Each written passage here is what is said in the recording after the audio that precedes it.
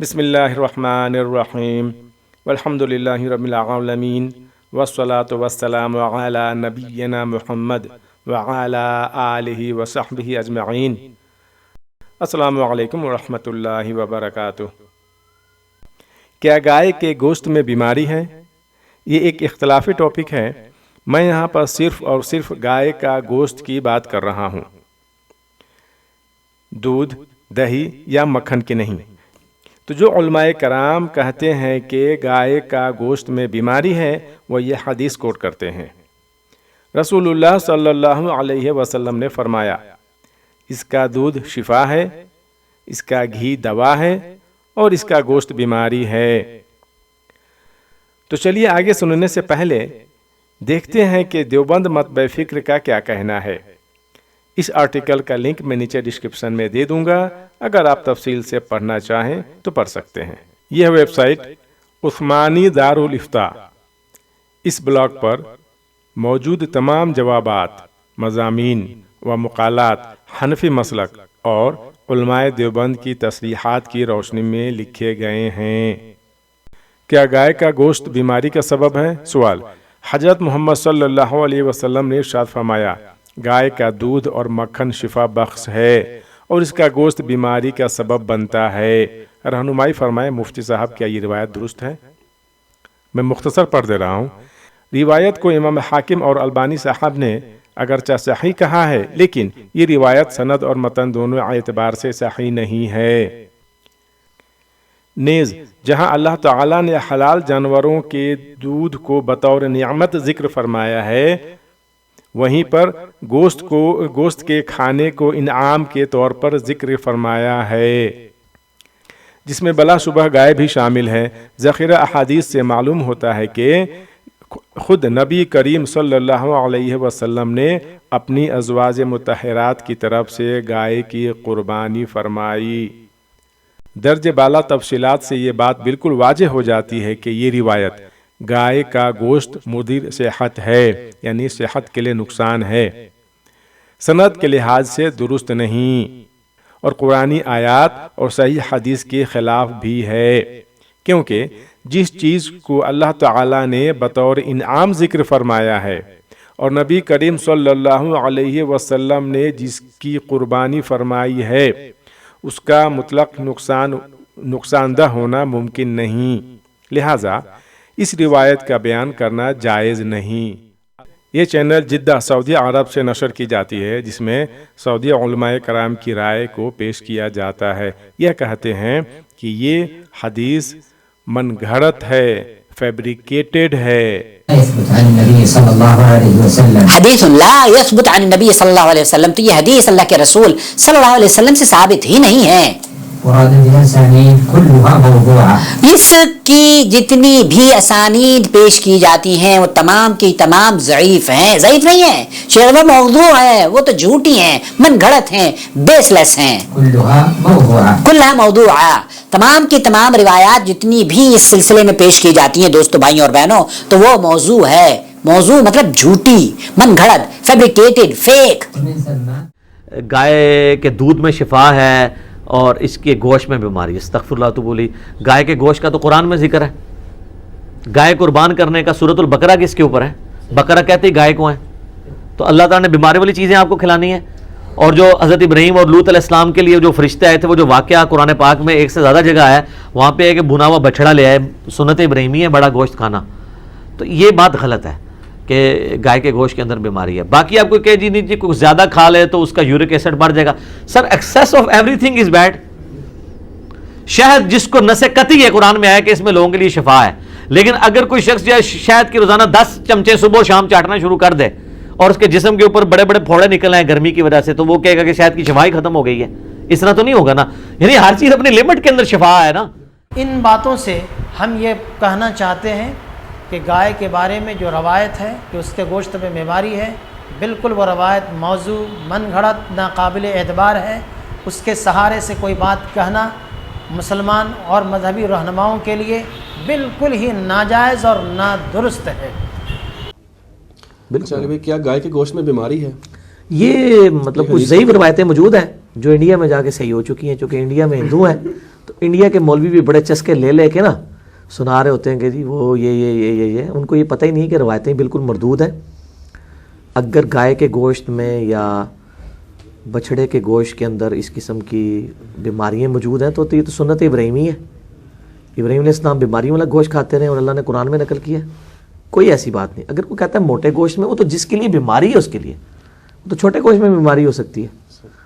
وہ تو دودھ پینا بھی کسی کے لیے بیماری بن سکتا ہے. جنرلی جو چیزیں حلال ہیں ان میں کوئی بیماری نہیں ہے، الا یہ کہ کسی کے لیے خاص الرجی والا معاملہ ہو جائے تو بالکل روایتیں جعلی ہیں جی. میں نے اسی بتایا انڈیا میں جا کے صحیح ہو گیا نا، کیونکہ وہاں پہ یہ بکتا ہے مال، ہندو مسلم وہ آپس میں کروانے کے لیے نا، کہ تاکہ مسلمان جو ہیں وہ گائے کی قربانی چھوڑ دیں. بلکہ وہاں پہ تو ایک قرآن سنت کے ایک عالم ہیں، وہ بھی بیان کر رہے ہوتے ہیں اس کو. جی مجھے پتا ہے، میں نے اس لیے آپ کو اشارتاً بات کر دی نا میرے بھائی، تو سے جو تو ٹورے ہو میں 10 قدم آگے جا رہا ہوں. نہیں کیا.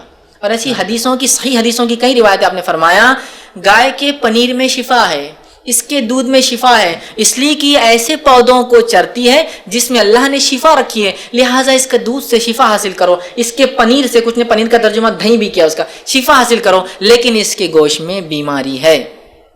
3 روایتیں تو میں جانتا ہوں صحیح، بیماری ہے.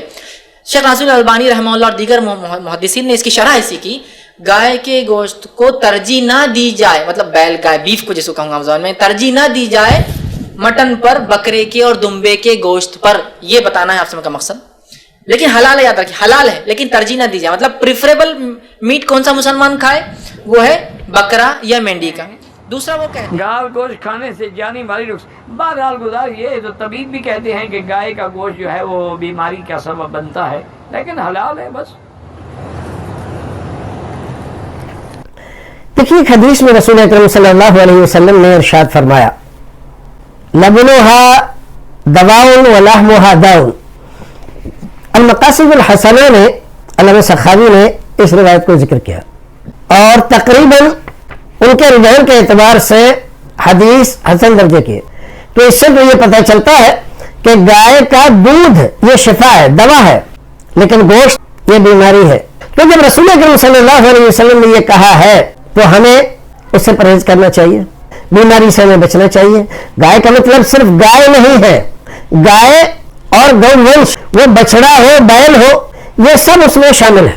ہم دیکھتے ہیں کہ ڈاکٹر لوگ اس آدمی کو جس کو بلیکیج ہو جائے، ہارٹ پرابلم ہو جائے، تو اس کے کہتے ہیں کہ ریڈ میٹ نہ کھائیں، آپ بڑے کا گوشت نہ کھائیں، منع کر دیتے ہیں. اگر کھائیں گے تو اس کولیسٹرول بڑھے گا اور یہ بلیکیج اور بڑھیں گے اور آپ کو اٹیک ہو جائے گا. تو کوئی بات تو ہے جس کی وجہ سے شریعت نے اس سے روکا ہے، ہمیں منع ہے، لیکن حلال جانور ہے، حلال جانور ہے، شریعت نے اس کا کھانا، اس کی قربانی کرنا اس کو جائز رکھا ہے. تو ایک طرف یہ ہے اور ایک طرف وہ ہے. تو اس اعتبار سے دیکھتے ہیں کہ اس کی قربانی رسول اکرم نے کی ہے، صحابہ کرام نے کی ہے، تو جب قربانی کی ہے تو اس کا گوشت بھی کھایا ہوگا. دوسری طرف یہ دیکھتے ہیں کہ آپ نے یہ فرمایا ہے کہ اس کا گوشت بیماری ہے، تو ہمیں اس میں بیلنس سے رہنا چاہیے. جب کوئی اور گوشت نہیں ملتا ہے تو مجبوراً کھا لیں، وہ بھی احتیاط کے ساتھ. اور جب دوسرے جانور میسر ہیں، موجود ہیں، ان کا گوشت ہم کھا سکتے ہیں تو اس سے دور ہی رہیں، اس کا دودھ استعمال کریں. یہ شفا ہے، یہ دوا ہے.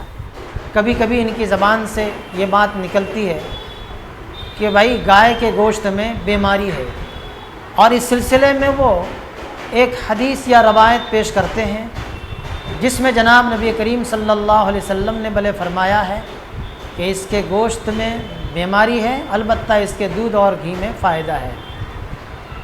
یہ لوگ اس روایت کو حاکم اور اسی طرح سے قریب زمانے کے جو ایک ناصر الدین البانی گزرے ہیں ان کے حوالے سے پیش کر کے، اور نہ صرف یہ ہے کہ ہندو انتہا پسندوں کے سر میں سر ملانے والے ہوتے ہیں، بلکہ وہ ایک اللہ کے حلال کردہ جانور یا ایک حلال کردہ چیز اس میں گویا مداخلت کار ہو جاتے ہیں اور اس کو حرام بنانے پر جیسے تل جاتے ہیں.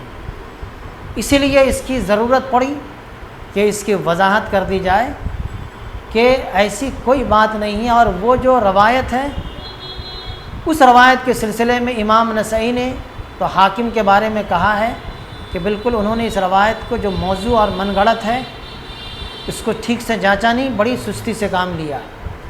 اور امام زرکشی نے تو سرے سے اس روایت کو رد ہی کر دیا ہے اور اسی طرح حافظ ابن القیم الجوزیہ نے تو یہ کہا ہے کہ شریعت کے اصول کے یہ ایک دم بالکل متصادم ہے۔ ظاہر ہے کہ جس جانور کو اللہ تعالیٰ نے نفع کا بتلایا ہو اور اس میں وضاحت کر دی ہو کہ اس میں تمہارے لیے چوپائی میں نفع ہے، تو جس میں منفعتیں ہوں گی اور جو حلال ہوں گی، تو کیا اللہ تعالیٰ بیمار کی قبیل کی چیز کو حلال کرے گا اور نفع کی چیز بتلائے گا؟ تو یہ شریعت کے اصول سے بالکل متصادم روایت ہے، اور اسی لیے علامہ ابن الجوزیہ نے اس بات کی وضاحت کر دی کہ ہر وہ چیز جو کہ شریعت کے اصول سے ٹکرائے تو وہ اس قابل ہے کہ اس کو بالکل ایک دم پرے ڈال دو اور اس کو رد کر دو۔ تو جو حضرات کے اس روایت کو پیش کرتے ہیں یہ بنا سوچے سمجھے پیش کر دیتے ہیں، اور اس بات کو کلیئر کیے بنا اور اس بات پر خاصا توجہ دیے بنا اس کو جہاں تہاں نقل کر کے وہ اللہ تعالیٰ کے حلال کردہ چیز کو حرام کرنے کے زمرے میں شامل کرنے والوں میں ہو جاتے ہیں۔